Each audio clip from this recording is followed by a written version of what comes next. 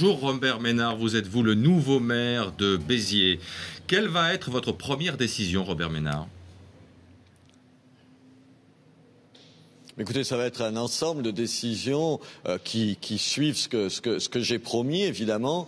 D'abord des décisions symboliques et puis des décisions de fond. Symboliques, je vais baisser immédiatement les indemnités des élus. Vous savez, on est la 4e ville la plus pauvre de France. Un tiers de la population des Biterrois et des Biterroises vit sous le seuil de pauvreté. Il y a des signes à donner comme ça. Tout le monde doit se serrer la ceinture.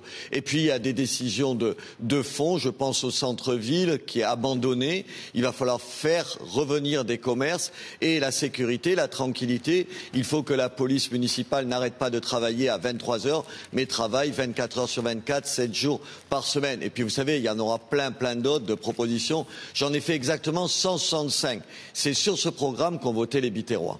Ça va être difficile de les appliquer peut-être dans un premier temps, ces 155 mesures. Pour le chômage, vous avez une ville, vous êtes le maire maintenant d'une ville dont le taux de chômage est supérieur à la moyenne nationale. Vous comptez faire quoi ?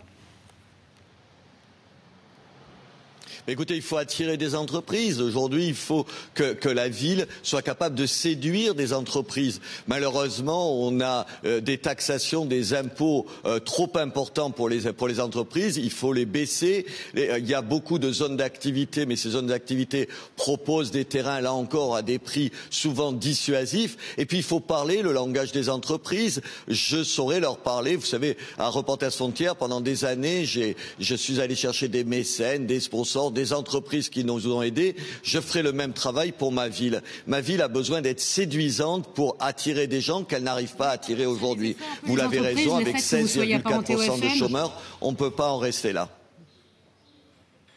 Bon, écoutez, je crois qu'il n'y a que la presse que ça inquiète. Demandez aux Biterrois, ils ont voté massivement. On est à près de 70%, 68% exactement de taux de participation.